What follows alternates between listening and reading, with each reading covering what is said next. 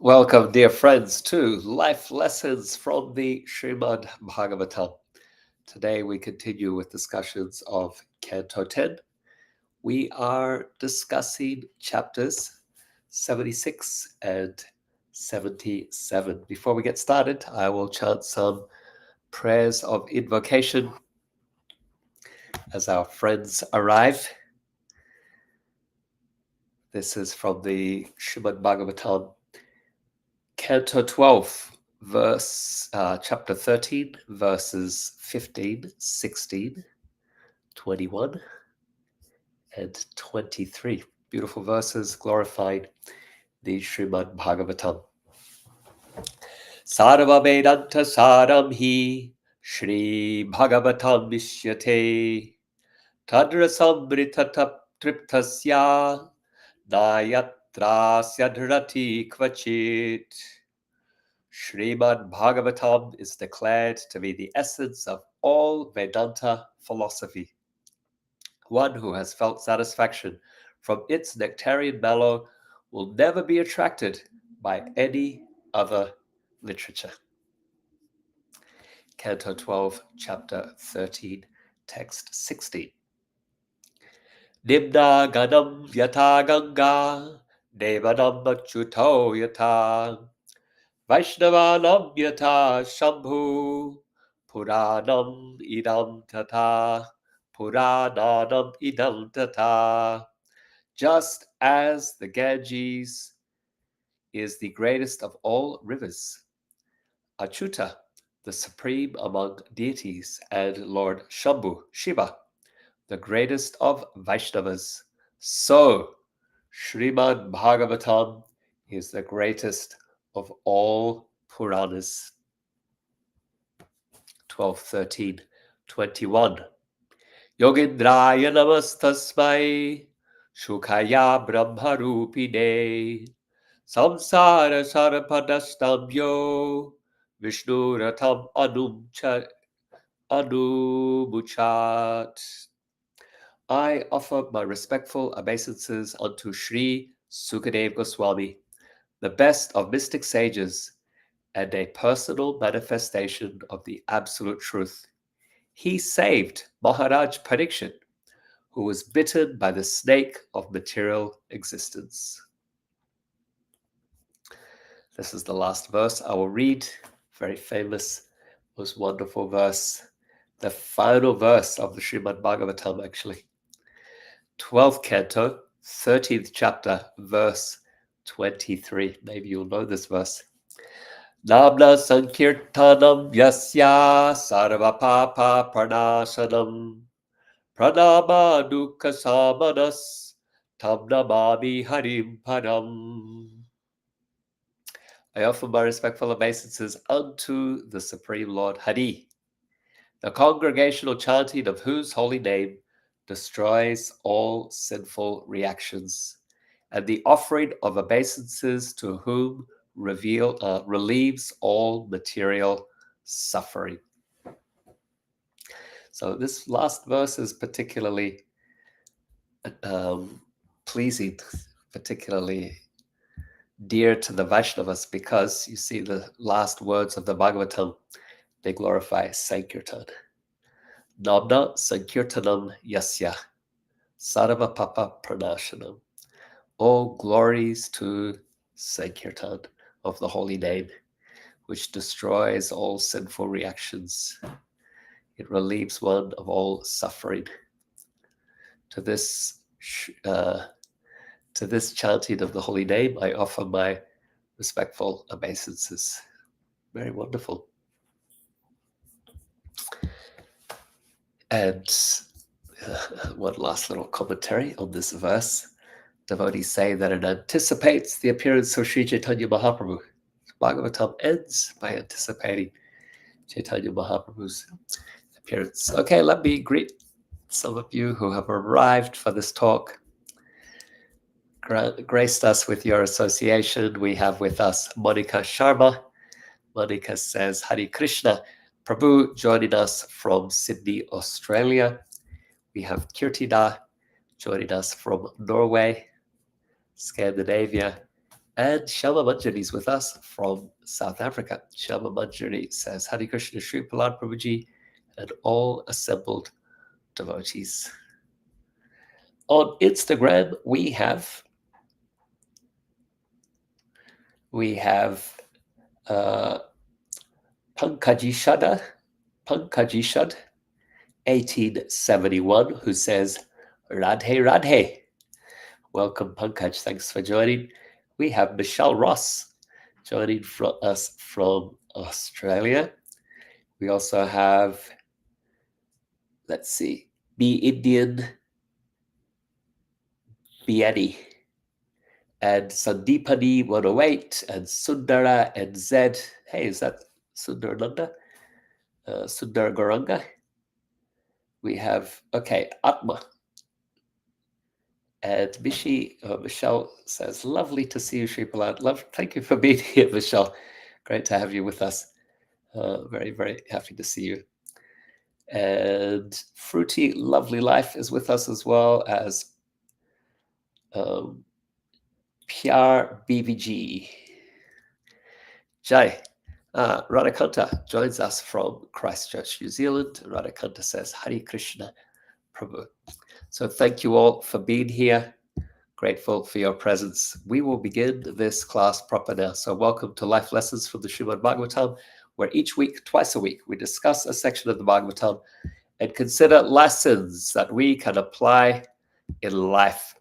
Today, we continue with the 10th canto, chapters 76 and 77. Our topic, Slayed Śālva, Conjurer of Illusions. So do you know the story of Śālva? If you don't, you'll soon know it. If you do, I'm sure you'll be grateful for the refresher to be reminded of this story. Not as famous as these Dvārakā stories, and not nearly as famous as the Vrindavan pastimes, but they are wonderful nonetheless. To set the context, let me ask you, have you been in a situation where you want something so much, but Krishna's not giving it to you? And at other times, Krishna's giving you something that you really don't want, but it keeps coming. And you're wondering, you're asking, why, Krishna, are you doing this to me? Why are you giving me this situation? In both scenarios, you might look back with hindsight and say, that was indeed actually for the best.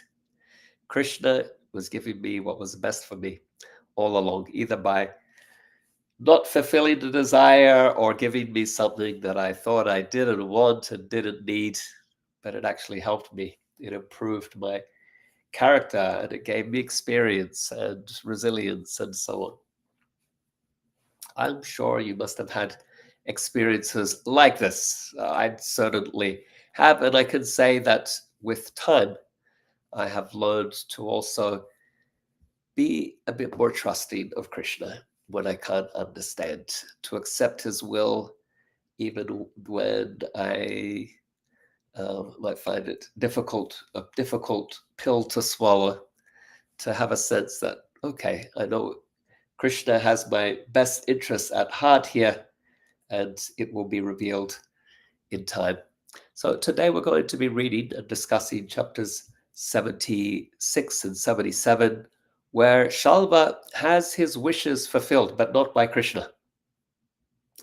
And the consequences are tragic. They are disastrous. And we'll get to juxtapose then between how Krishna reciprocates with his devotees versus how other devas deal with the desires of their followers. So once again, we're discussing Srimad Bhagavatam Canto 10, chapters 76 and 77. Om Namo Bhagavate Vasudevaya. Om Namo Bhagavate Vasudevaya. Om Namo Bhagavate Vasudevaya.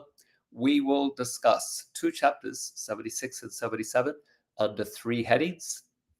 First topic, Śālva's envy and desire for revenge. Who is he envious of? Krishna. That'll be chapter 76, verses 1 to 12. Second topic, Salva's siege of Dvārakā. verses 13 to 33. And then our last topic, Krishna slays Śālva, Conjurer of Illusions. That'll be chapter 77, verses 1 through to 37. Let's begin with our first topic, Śālva's envy of Krishna and desire for revenge. When you hear why Salva was angry and wanted revenge of Krishna, you go, really? He held on to that? So when Krishna kidnapped Rukmini as per her request, saving her from having to marry Shishupal, Śālva was one of the kings who had been there as Shishupal's friends, his support. He was one of the kings who gave chase to Krishna after Krishna abducted Princess Rukmini and was defeated by Krishna. And on account of this defeat, he became full of vengeance. He made a vow that he would rid the world of the Yadavas, that is Krishna's family. And to this end, he worshipped Lord Śiva. As part of his worship, each day he ate only a palmful of dust. How much nourishment, how much nutrition can you get from a palmful of dust? But somehow he was sustaining his life by just eating dust. And Shiva, he's known as Asutosha. Asutosh means, what does it mean? It means that he can be very easily pleased and very easily angered. In this instance, he was very pleased with Śālva's sacrifices, with Śālva's worship. And he appeared before him and said, Śālva, choose of me any benediction. What do you wish for? And Śālva begged Lord Śiva for,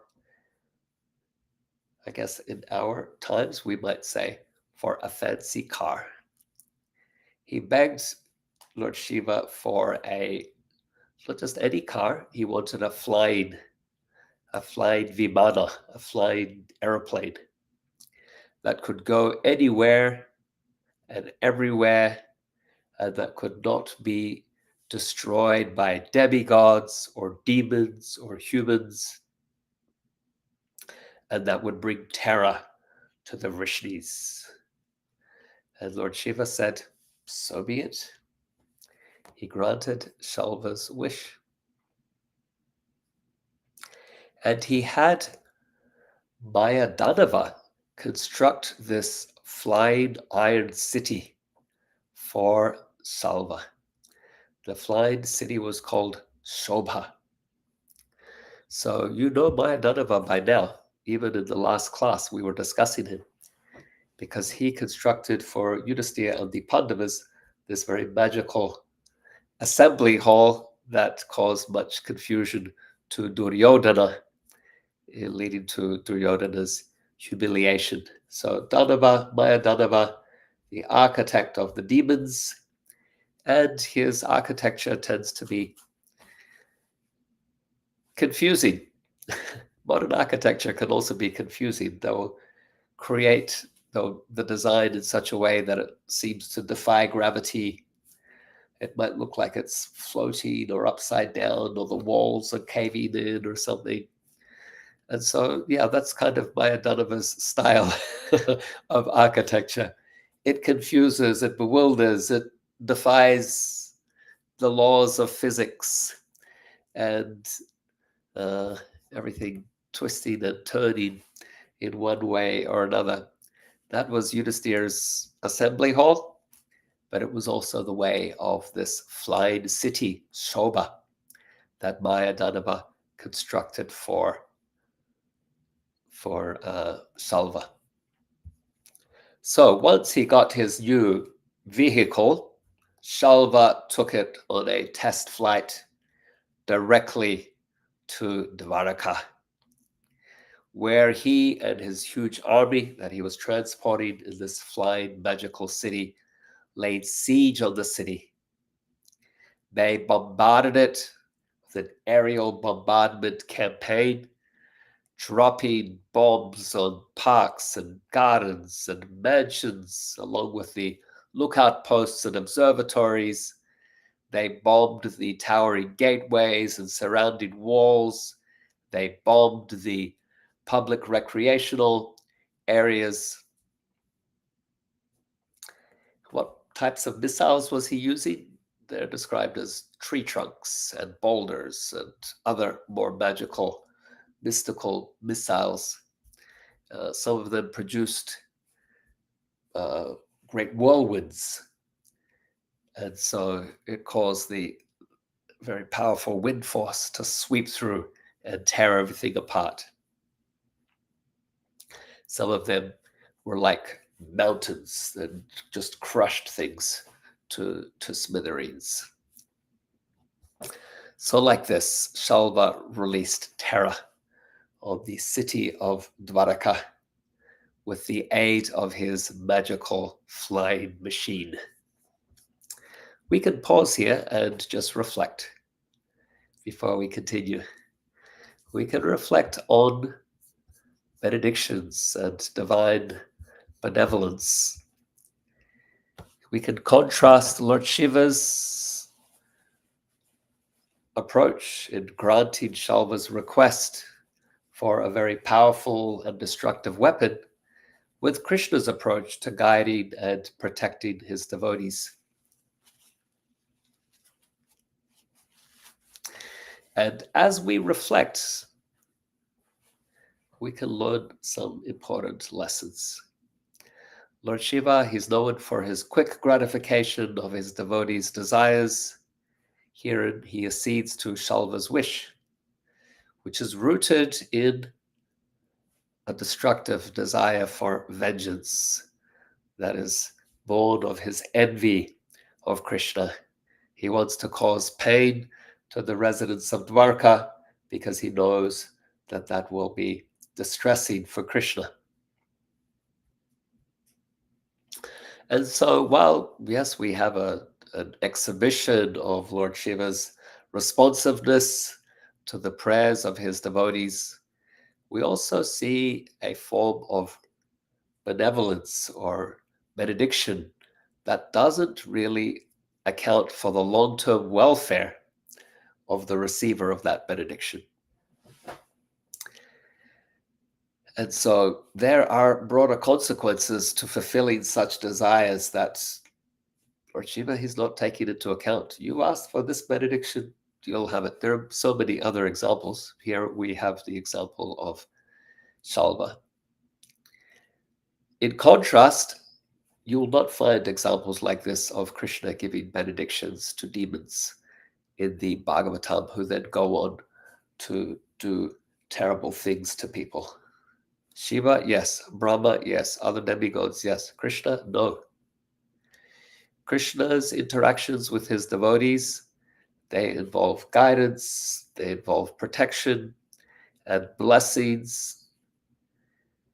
Krishna may sometimes give, he may at other times choose not to give, or he might give what appears to be difficult and challenging, because Krishna's actions are always aimed at ensuring the ultimate spiritual and well-being of his devotees.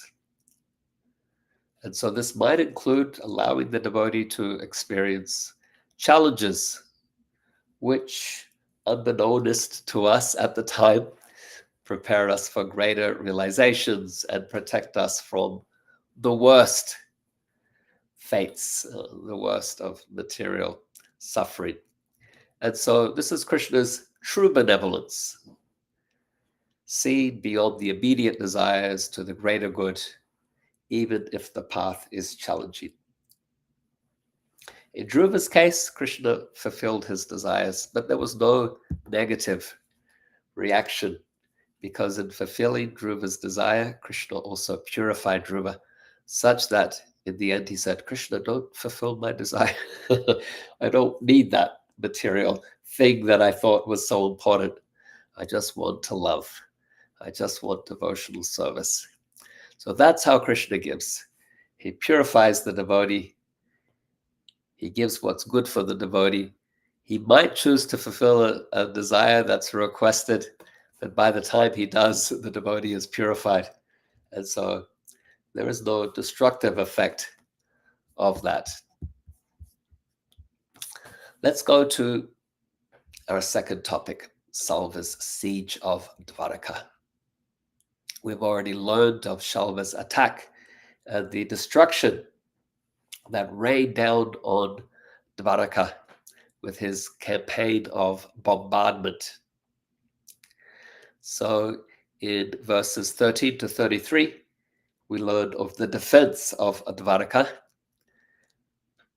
When he attacked, Krishna had been away. He was in Indraprastha for Yudhisthira Maharaja's Rajasuya Yagya.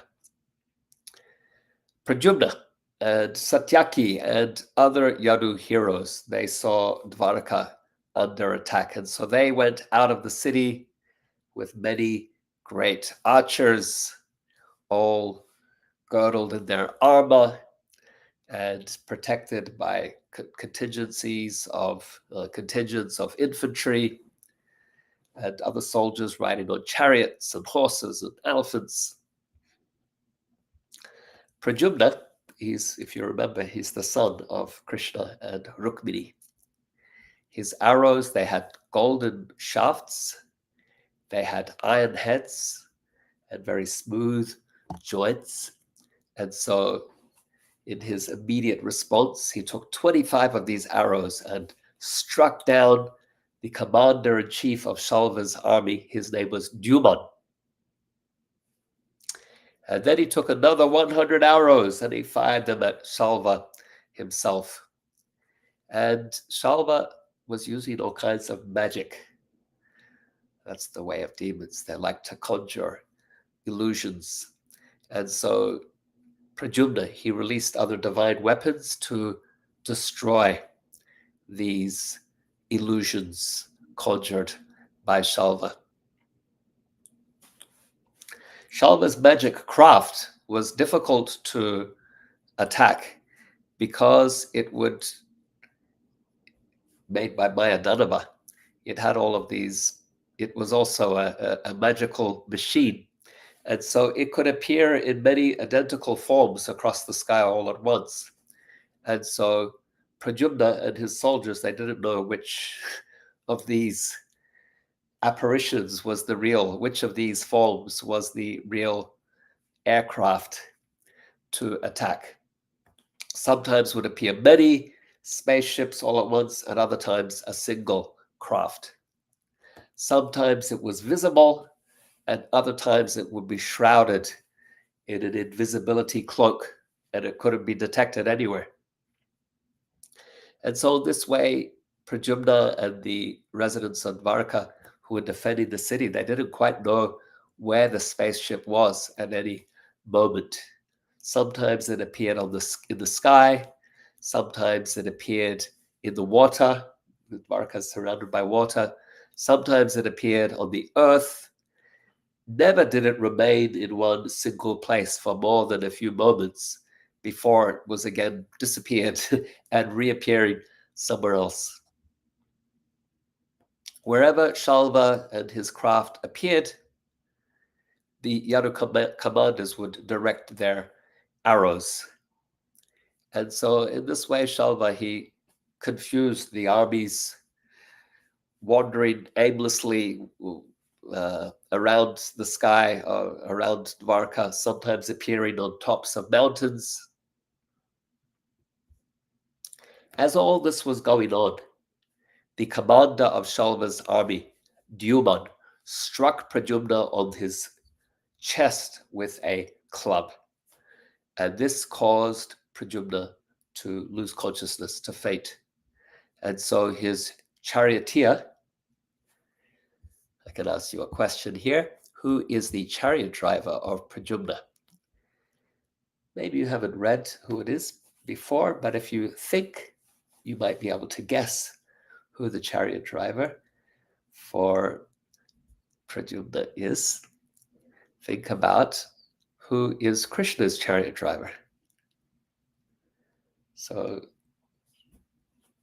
you might know the answer to that question. Krishna's chariot driver's name is, looking to see if anyone's going to type it in the chat.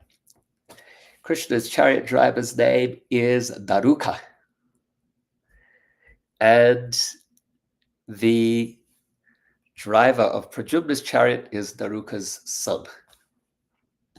Okay, so when Pradyumna fell unconscious on the battlefield, Dvārakā's son, Pradyumna's chariot driver, carried him away, like drove him away, took him to safety off the battlefield.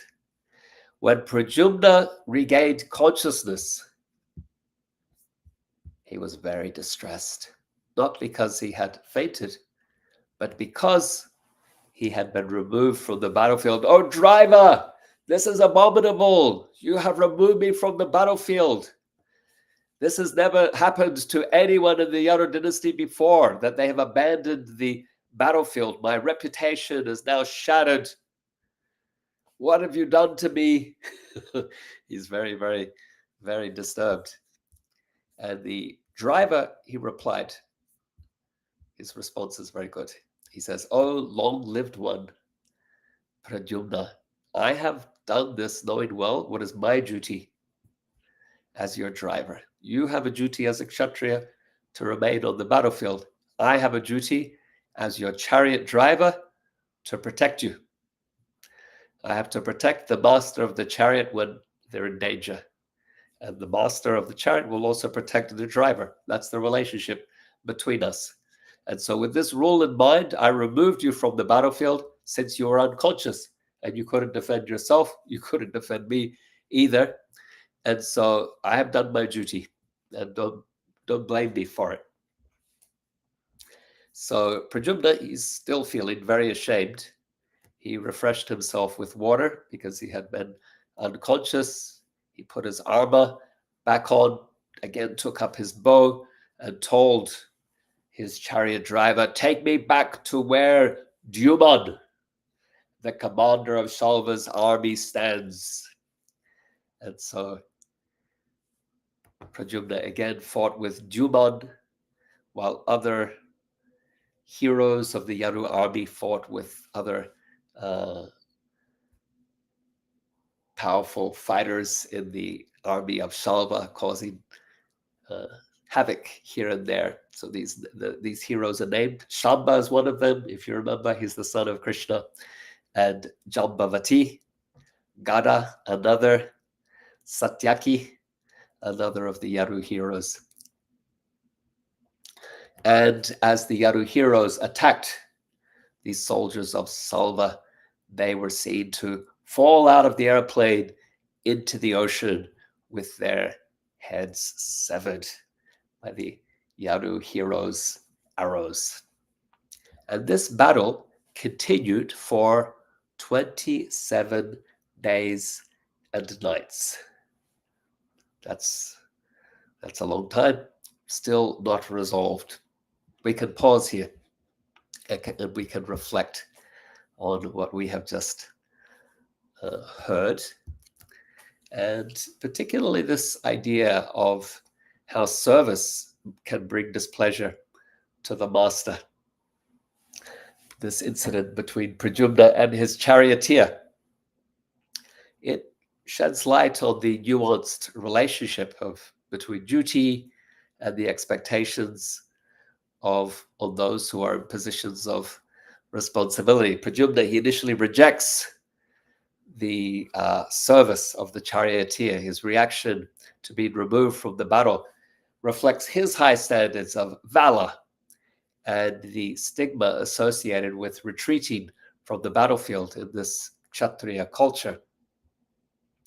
However, in the chariot driver's response, we have another aspect of duty, and that is the obligation to protect and make decisions for the welfare of those whom we serve, even in the face of their rejection or disapproval or misunderstanding. And so this is actually a higher level of service where the servant or the devotee might be prepared to face the apparent displeasure of the master in their act of service. So they're acting in the interest of the master or the person whom they serve. It's like the same relationship that Krishna has with his devotees. Krishna wants his devotees to be happy, but then sometimes he's not fulfilling their desires, or he's putting challenges before them because he knows it's better for the devotee. And here the servant is doing this in the opposite, doing something that they know will cause displeasure to the Lord or to the master, but knowing that it's actually for the better of their master, of the person whom they serve.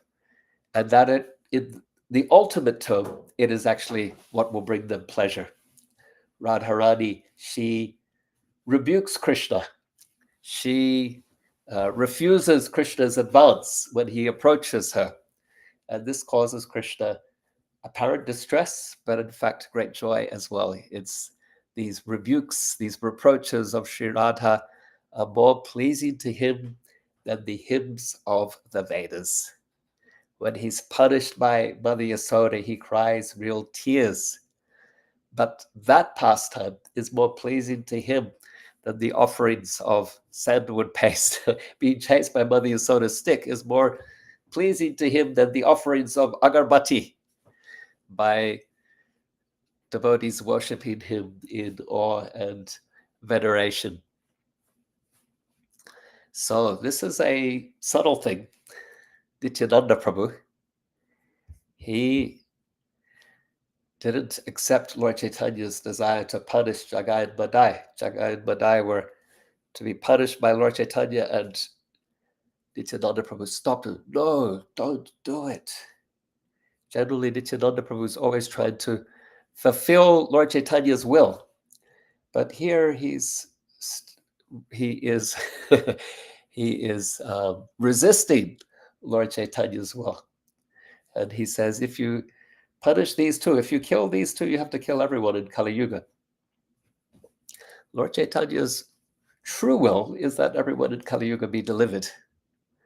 And so he accepts, oh yes, this is actually my will. Even though I think I want to punish Jagai and Madai, Nityananda Prabhu is revealing to me what my real desire is, and that is to, if I deliver these two, then we can deliver anyone in this Kali Yuga. So yeah, very subtle, but most wonderful. We see these two relationships. Krishna to the devotee, apparently not fulfilling their desire because he wants the best for them. And then sometimes, it's rare, but these things arise where the devotee resists Krishna's will, knowing that this will actually bring the greater pleasure to them, to him. Okay, let's go to our last topic. Krishna slays the demon Salva. Again, Krishna had been in Indraprastha. He had been invited there by Yudhisthira Maharaj to preside over the Rajasuya Yagya. Now the sacrifice has been completed. Shishupal has been killed. And Krishna, on his way home, he sees inauspicious omens. Even before leaving Dvārakā, he sees these inauspicious omens. So he takes permission from Yudhisthira and the other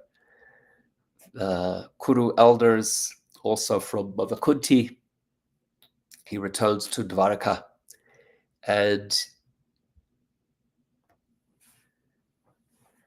he sees that the city is under attack. And he sees that this Salva, he's been holding this envy and desire for revenge in his heart for so long. Now he's attacking Dvārakā. But there's also something else. There's something else driving Śālva here. And that is Krishna has killed Shishupal. Shishupal was the person who Rukmi wanted to marry Rukmini to. And now that Shishupal has been killed. And since that time, Śālva has been wanting revenge. Now he is enacting his hatred and envy of Krishna by attacking Dvārakā. And so he ordered his charioteer, Dvārakā, to drive him to the battlefield. And he gave instruction to Dvārakā as they were approaching. He said, the lord of this flying machine, Salva, is a very powerful conjurer, a very powerful magician. Don't be bewildered by him. Don't allow yourself to be bewildered. As Krishna's chariot entered the battlefield, everyone saw the Garuda flag approaching. Śālva threw a spear at Dvārakā, and Krishna, he shattered that spear into hundreds of pieces with one of his weapons. He pierced Śālva, he pierced the Salva, the Sobha flying machine with many, many arrows. Śālva responded by shooting arrows at Krishna. One of them actually struck Krishna's left arm, and Krishna dropped his bow. What is the name of Krishna's bow? Saranga. Saranga was dropped. The demigods, they were watching this battle from the heavens, and when they saw Krishna struck in the arm and then he drops the Saranga bow, then they cried, alas, alas, Saranganath. That is Krishna's name, Saranganath. He has been struck and Saranga has fallen. Salva, he felt very proud of himself when he saw Krishna drop his bow, and he decided to insult Krishna. You fool! Because of our presence, you kidnapped the bride of my friend Shishupal, your own cousin, and because you later murdered him in the sacred assembly where he was also inattentive, today I must take revenge. My sharp arrows will send you to the land of no return. Although you think yourself invincible, I will now kill you if you dare to stand before me. So Krishna, he responded. He has some retorts of his own. He said, you fool, you boast in vain, Salva, since you fail to see death standing right next to you. Real heroes don't talk so much as they show their prowess in action.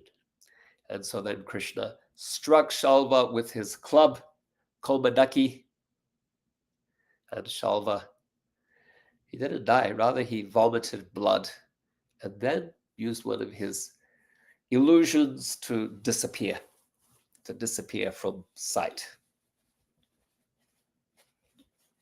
I know it's the middle of the battle.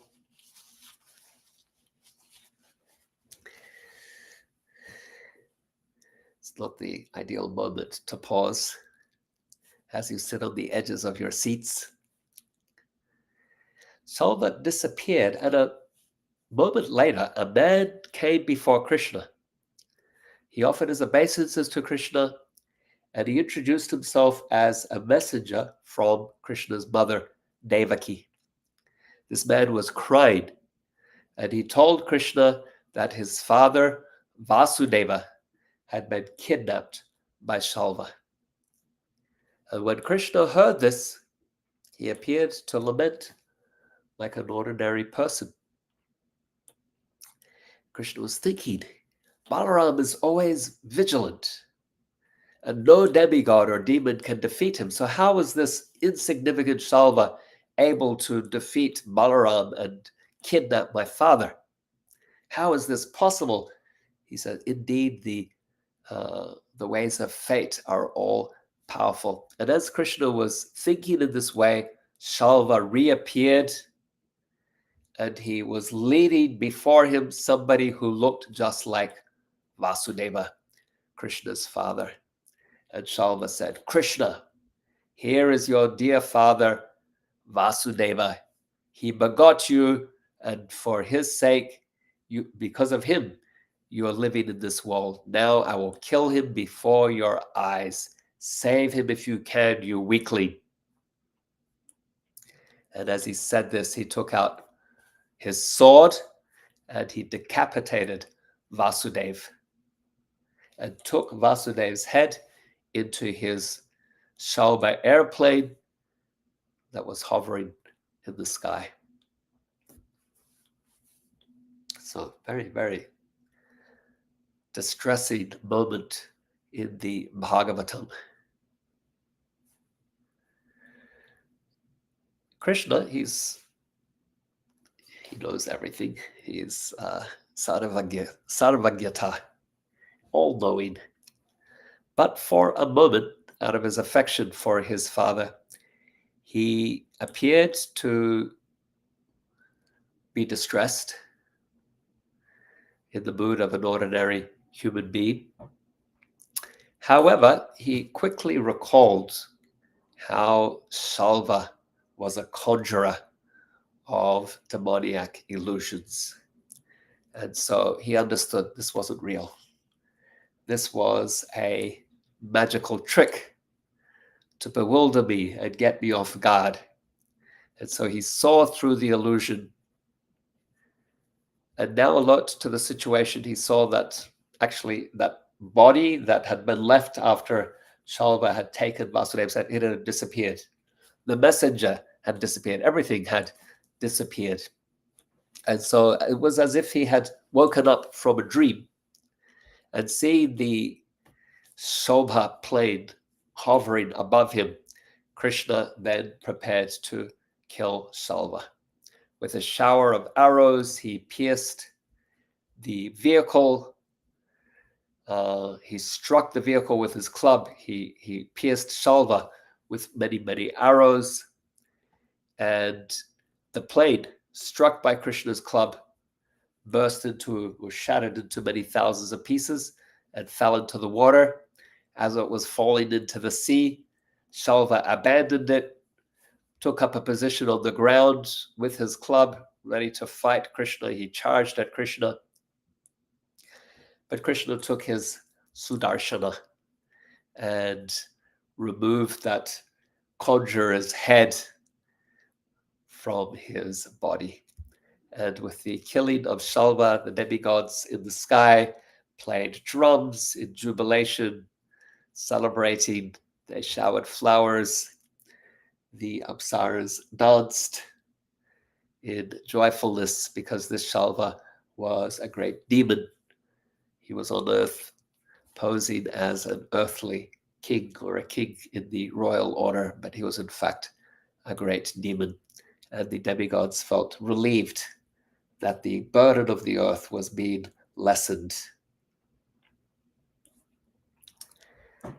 Sukadeva Goswami concludes this chapter by warning us that Śālva had a friend. His name was Dantavakra.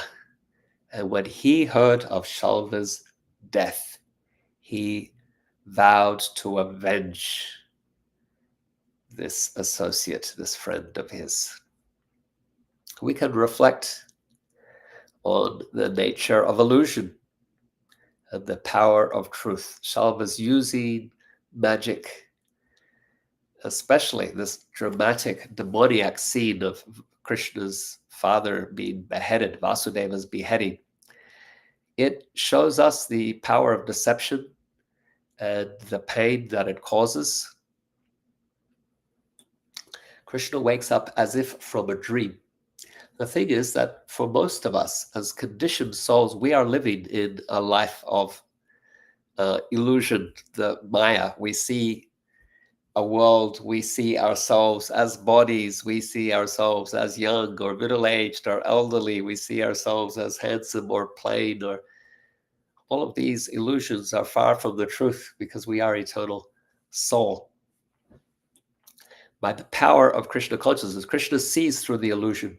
And by the power of Krishna consciousness, by the power of bhakti, we're also able to see through the illusion. We're able to discern illusion from truth. And this is what Bhakti Yoga gives us. We learn to see Shastra Chakshus, to see through the eyes of Shastra. And when we can see clearly, then we have a better sense of how to be in the world. We live a spiritual life on account of our spiritual vision. But this is something that is cultivated through a practice of bhakti. Okay, let's conclude by a prayer, a summarizing prayer. And then I'll acknowledge some of you who joined after I started speaking. And in the meantime, if you have any reflections, questions, comments, put them in the chat and we can further explore what we've discussed. Beloved Krishna, in the clouds of Śālva's envy, blessed by Shiva's benediction, and amidst the echoes of Dvārakā's trial, we discover that your benevolence often lies not in the fulfillment of your devotees' desires, but in the strength gained from the challenges we face. O Lord of compassion, help us see beyond our immediate wants and surrender to the greater good you envisioned for us. As Pradyumna's chariot was steered away from the battlefield, so too do your devotees, in their infinite love, sometimes chastise you, their reproaches steering your mind away from the reverential hymns of the Vedas. Reveal to us how to achieve service that transcends personal glory, where love alone is its own reward. In facing Śālva's illusions, you unveil the power of discernment. In a world where truth and deception dance closely together, enter our hearts with the lamp of knowledge, granting us the vision to see through the veil of illusions, to question, to seek, and to be guided by the light of your love.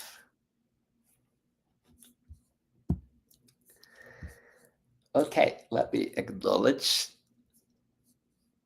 friends who have joined us after we started speaking. We have Alicia with us from Auckland, New Zealand. Alicia says, Hare Krishna Prabhu, I'm watching from work. Nectar, mate.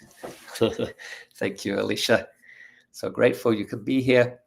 And yeah, that's nice that you're able to watch from work as well. Michelle, we already greeted, sending gratitude. Janaki joining us from Hungary. Janaki says, Hare Krishna from Janaki Dasi. Ananda Kirtan joining us from Mooloolaba, Australia. Ananda says, Hare Krishna, best wishes. Thanks for being here, Ananda.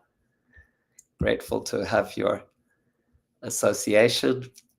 Joan is with us as well, also from Mooloolaba, sending gratitude and love. Joan says, Haribol. We have a comment from Radha Kanta, who says, reminds me of again become a mouse. I think that's a reference to how sometimes our Krishna does not grant our desires and we struggle. Instead, we are given challenges and struggles. And it's like we are, like the story of again become a mouse. We realize that everything we have is by Krishna's grace. Gaurachandra Ji joining us from New Zealand says, Hare Krishna Prabhuji, Dandavat Pranam, Jai Ho. Thanks for being here, Gaurachandra.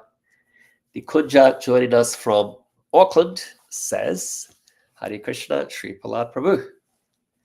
Jai Ho, Nikunja, thank you for being here.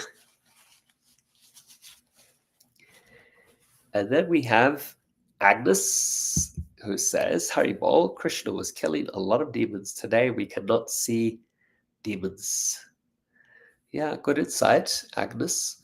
So if you remember, the Bhagavatam 10th Canto, first chapter, begins with a certain situation. It says that once the earth was invaded by demons who were posing in the royal order. And goddess Earth, feeling the weight of these demoniac forces that were arriving on Earth. They wanted to use the Earth for further universal colonization. Generally, the demons would attack the heavenly planets of the demigods. But this time they had decided they would instead take the Earth and then use the Earth for further expansion of their realm. And so Mother Bhumishi raised the alarm. She took the form of a cow and approached Brahma with tears in her eyes. Brahma, considering the gravity of the situation, took her to the milk ocean, Svetadvip, where Vishnu resides, the maintainer of the universe resides.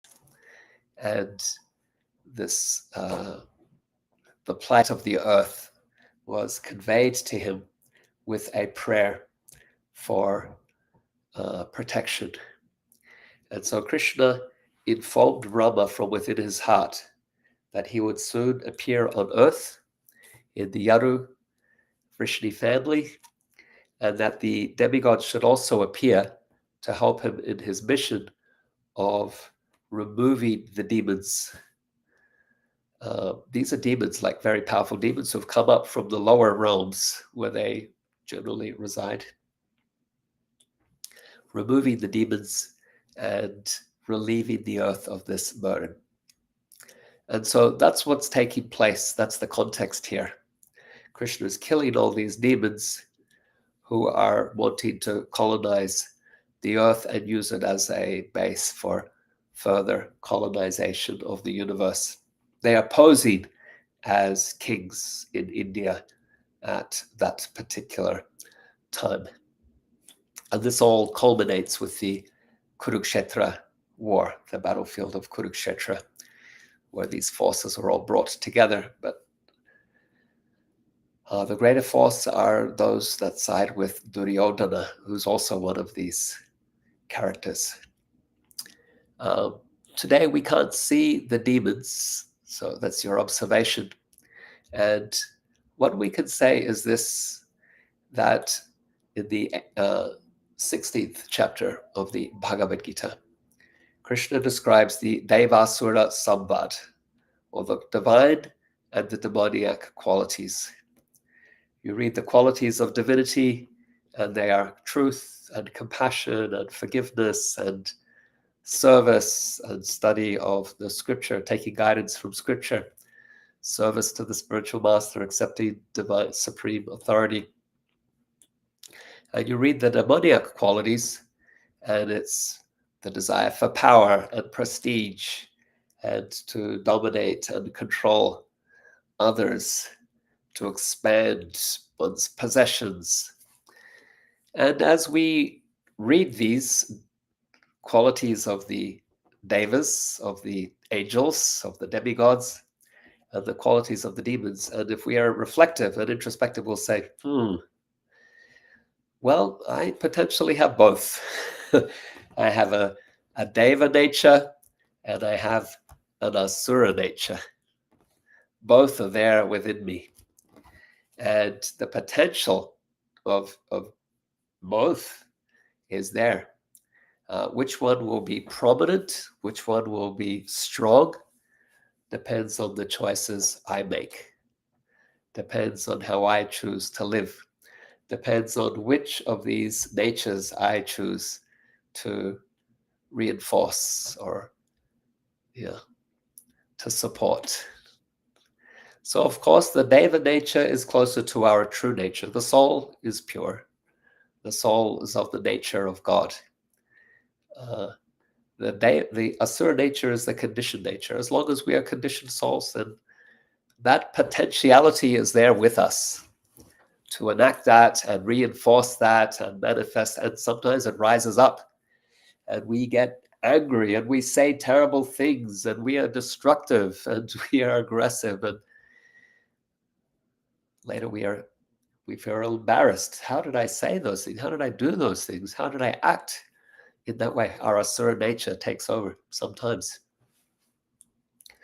And so every day we have a choice which nature, not just every day, every hour, every minute, we have a choice which nature we are going to nourish and cultivate. Thank you for the question. And I'm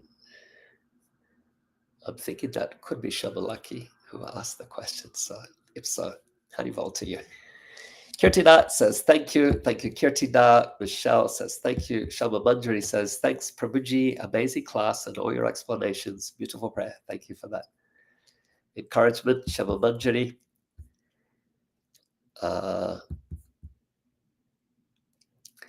Okay, so then the next question, I think, from Shamalaki. I'll say Agnes. The next question from Agnes is, what if they hide inside people, possess people?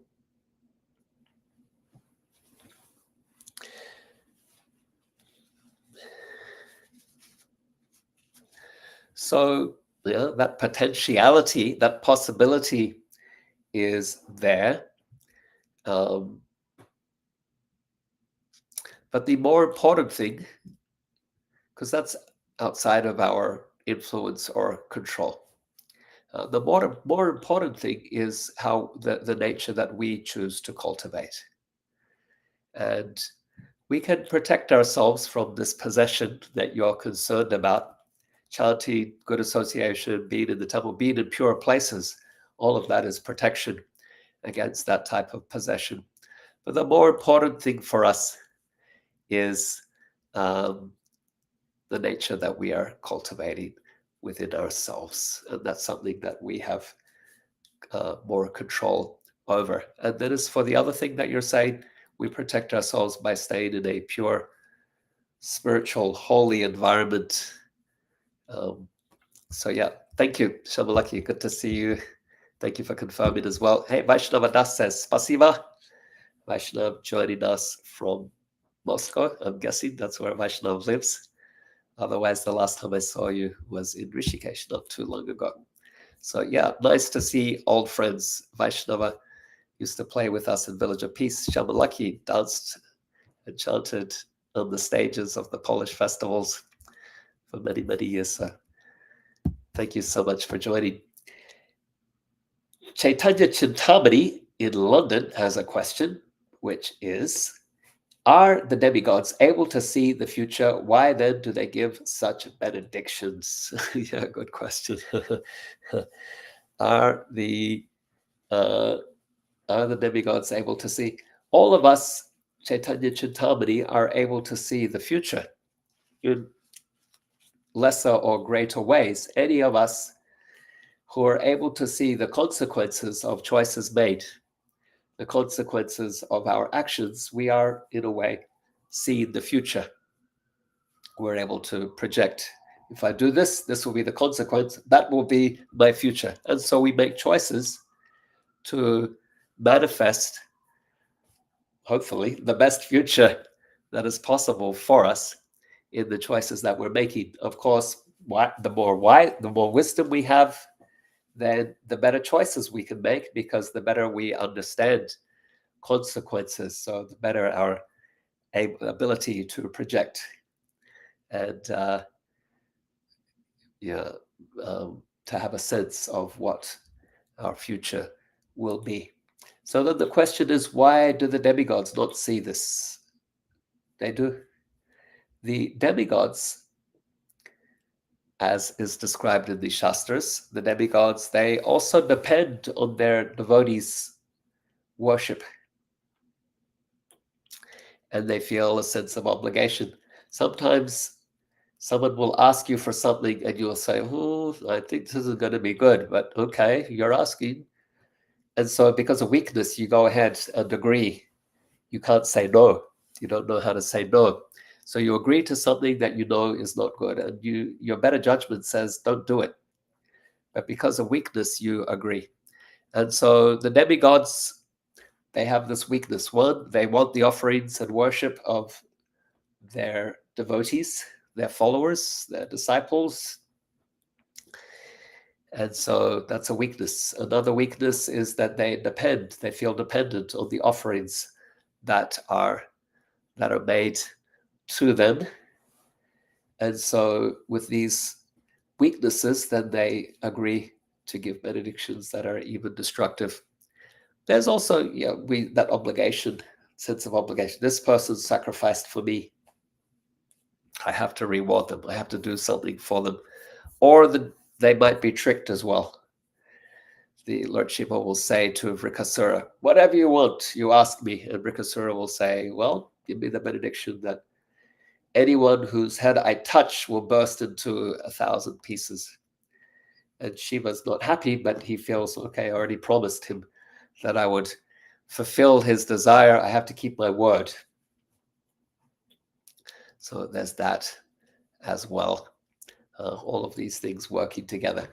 The Shringadev, he chastises Lord Brahma in the 7th canto of Srimad Bhagavatam because Brahma had given benedictions to Hiranyakashipu that then made Hiranyakashipu go out and terrorize the universe, thinking himself immortal. And when Brahma approached the Shringadev initially to offer prayers to try to pacify him, the Shringadev growled at him, and Brahma became afraid and withdrew. And eventually he asked Prahlad, you go and pray. He's too angry. We can't approach him. And so Prahlad prayed and pacified the Shringadev. And then Brahma approached. And the Shringadev, he said, don't give benedictions to the demons like this.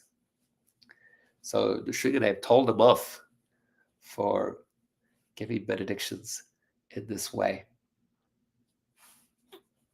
So yeah, also some kind of weakness.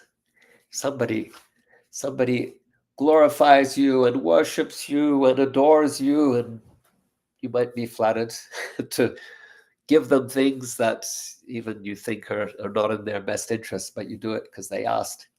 So all of those dynamics are in play there. So thank you for the question, Chaitanya Chintamani. Here's a question from Abhiyatma. Question or comment? Let's see. Abhiyatma says, Hare Krishna Prabhu, I'm wondering if Śālva was a special demon fighting directly with Krishna.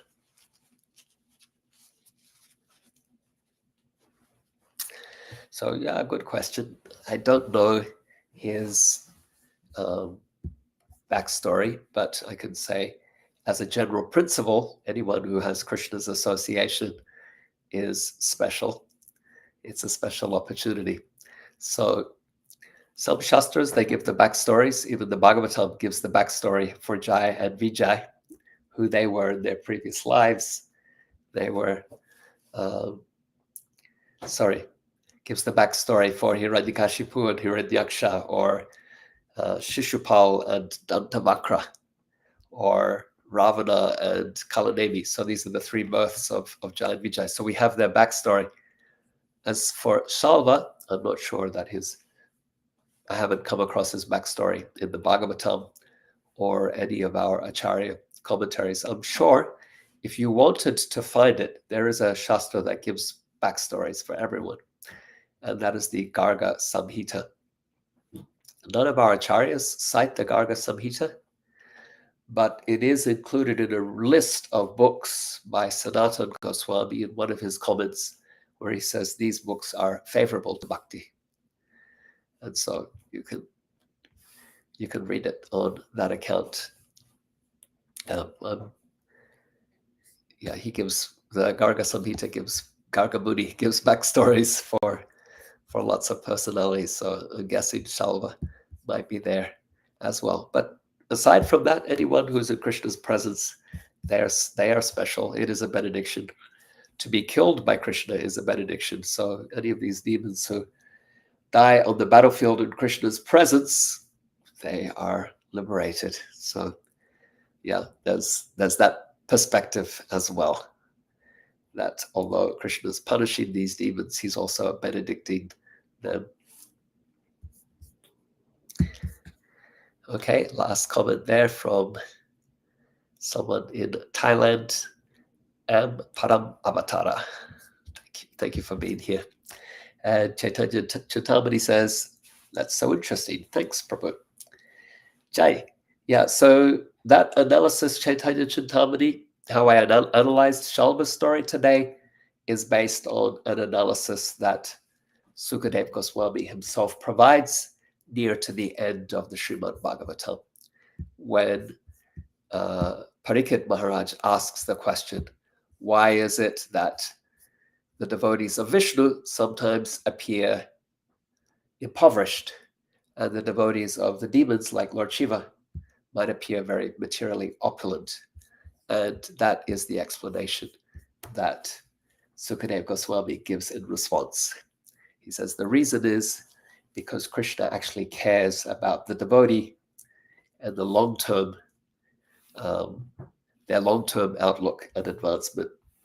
And the demigods take a short-sighted view of just rewarding the demigod, the devotee who approaches them with any material request, based on their approaching them and offering some worship or sacrifice. So that's Sukadeva Goswami's explanation. You could read further, let's see, that would be chapter 88, where you might be able to read further on that. Either the end of 87, so 10th canto, chapter 87, 88, you'll find this discussion or this analysis by Sukadeva Goswami. So I've just applied it to the analysis of Śālva as well. Thank you all very much. Grateful to have your association. May you be healthy. May you be happy. May you be satisfied. May you be supported and surrounded by loving, affectionate friends and well-wishers. May you deepen in your appreciation for hearing Srimad Bhagavatam. May your taste for chanting the holy name with attention grow day by day. May your appreciation of Krishna's appearance to us in the form of the deity deepen as you take the opportunity to serve personally the Lord. May your appreciation for those places of Krishna's pastimes, or the places where Krishna is served, grow as a place where you can go for shelter.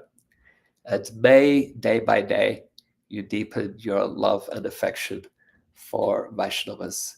And may you take the opportunity to serve Vaishnavas whenever possible. And with these practices, may your heart soften day by day with compassion that moves you to share the treasures of bhakti with others as well. Grantaraj Srimad Bhagavatam ki jai, Srila Prabhupada ki jai, Samaveta Bhakta Vrinda ki jai, Nitai Gaur Premanandi Hari Hari